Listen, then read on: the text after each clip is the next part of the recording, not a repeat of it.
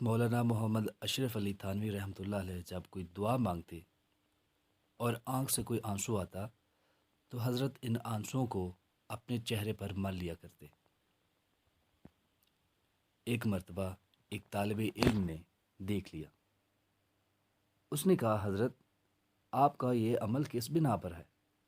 فرمایا، میں امید کرتا ہوں کہ اللہ تعالیٰ ان آنسوؤں کی برکت سے میرے چہرے کو جہنم کی آگ سے محفوظ فرمائیں گے۔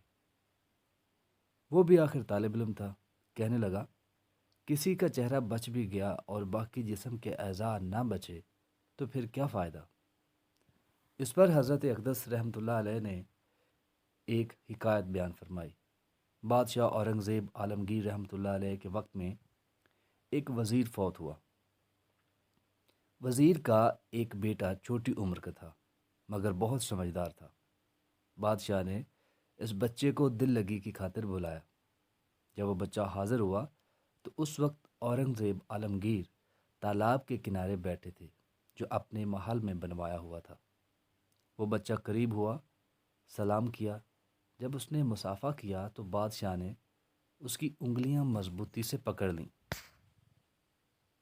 اور بچے سے کہا، میں تمہیں کھینچ کر پانی میں نہ ڈال دوں؟ وہ بچہ مسکرا پڑا۔ بادشاہ اورنگزیب بڑے حیران ہوئے کہ بچے کو تو گھبرانا چاہیے تھا، اور سبھی کہتے ہیں کہ بچہ سمجھدار ہے۔ چنانچہ آپ نے پوچھا، تو کیوں ہنس رہا ہے؟ وہ بچہ کہنے لگا، بادشاہ سلامت، میرے ہاتھ کی چند انگلیاں آپ کے ہاتھوں میں ہیں، بھلا مجھے ڈوبنے کا کیا ڈر ہے؟ یہ کیسے ہو سکتا ہے کہ آپ مجھے اپنی آنکھوں کے سامنے کھینچ کر اس پانی میں ڈبو دیں؟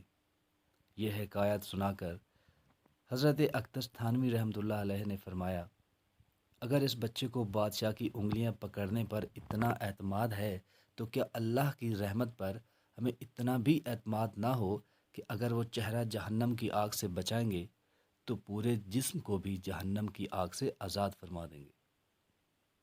ہر دینے والا اپنی حیثیت کے مطابق دیتا ہے۔ بادشاہوں کے عطا بادشاہوں کی شان کے مطابق ہوتے ہیں۔ ہم بھی اللہ رب العزت سے بہترین حسن ظن رکھیں گے تو وہ اپنی شان کے مطابق معاملہ فرمائیں گے۔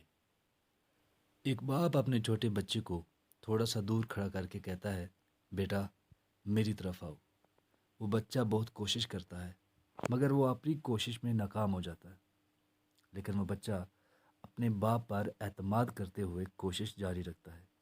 پھر باپ کی محبت جوش میں آتی ہے تو باپ خود جا کر بچے کو اپنی لپیٹ میں لے لیتا ہے۔